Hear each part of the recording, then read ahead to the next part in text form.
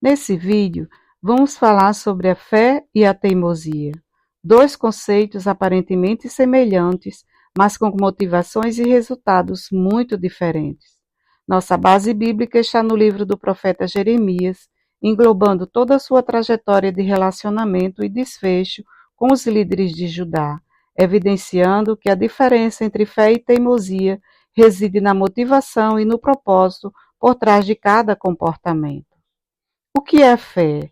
Ora, a fé é o firme fundamento daquilo que esperamos e a prova daquilo que não vemos, pois foi por meio dela que os antigos receberam bom testemunho.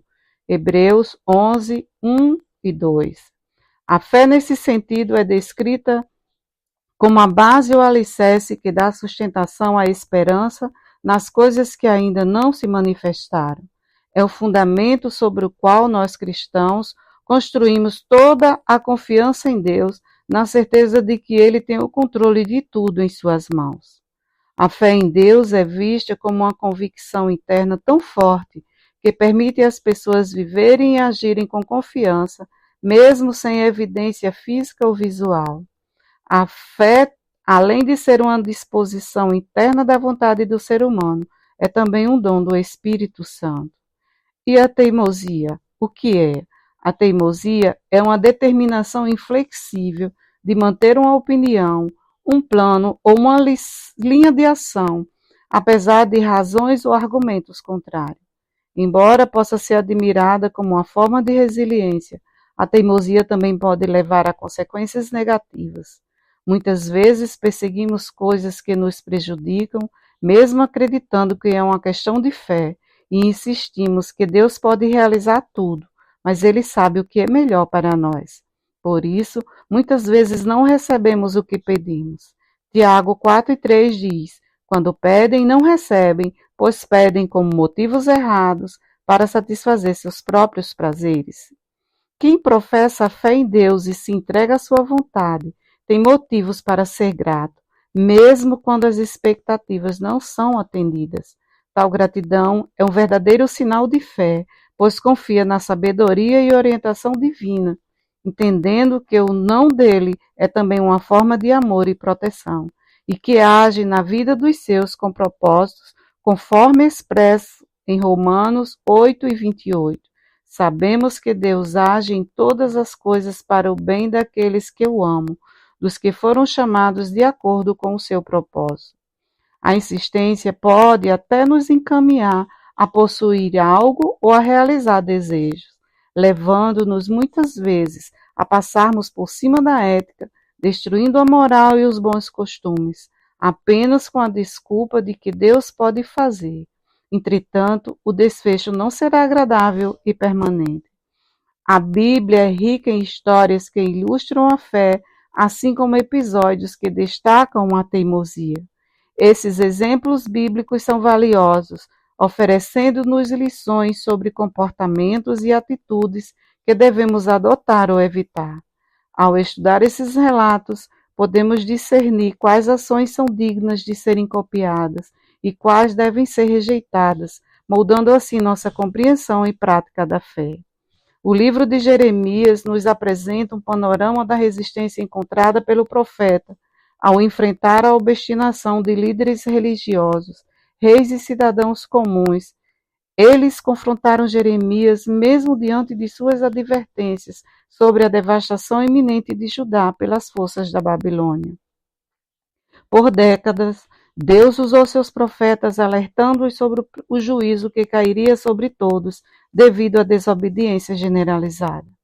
Eram muitos pecados cometidos que iam desde a adoração a deuses estranhos e pagãos a sacrifícios de crianças a Moloque, um ídolo terrível que se satisfazia com sacrifícios de criancinhas jogadas em seu ventre em chamas. Jeremias 6:13 também repreende a institucionalização da avareza e mentira, dizendo: desde o menor até o maior, todos são gananciosos. Profetas e sacerdotes igualmente, todos praticam o engano. Mesmo com o coração contra Deus e seus estatutos, o povo acreditava que seria beneficiado pelo Senhor, ao teimar em estar em guerra contra a Babilônia, resistindo-lhe e afirmando que Deus o livraria. A algum desatento, isso pareceria fé, mas aos olhos de pessoas que conhecem verdadeiramente a palavra de Deus, não passa de teimosia. Há uma linha tênue entre fé e teimosia. Por isso devemos ter o cuidado e buscarmos discernimento para não incorrermos no pecado também da porfia, descrito em 1 Samuel 15:23, como pecado de iniquidade e idolatria. Jeremias pedia algo absurdo aos olhos do rei e sacerdotes, a rendição de Judá, visto que Deus já havia dado o veredito à nação, não sendo coisa decidida de sobressalto, tampouco era desculpa de um Deus fraco, mas algo profetizado reiteradas vezes por décadas através de outros profetas.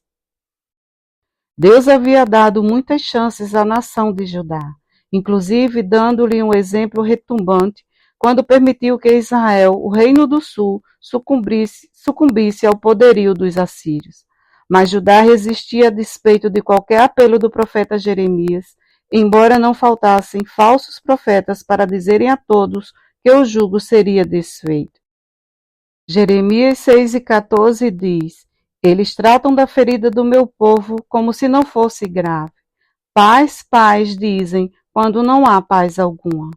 O profeta Ananias de Gibeon chegou a falar no templo, na presença dos sacerdotes e de todo o povo, dizendo: Assim fala o Senhor dos Exércitos, o Deus de Israel, dizendo: Eu quebrei o jugo do rei de Babilônia. Depois de passados 2 anos completos, eu tornarei a trazer a este lugar todos os utensílios da casa do Senhor, que deste lugar tomou Nabucodonosor, rei de Babilônia, levando-os à Babilônia. Jeremias 28, 2 e 3. Esse tipo de profecia, que aparentemente honra a fé das pessoas, mas não prega contra a maldade e desobediência delas, não sai do coração de Deus.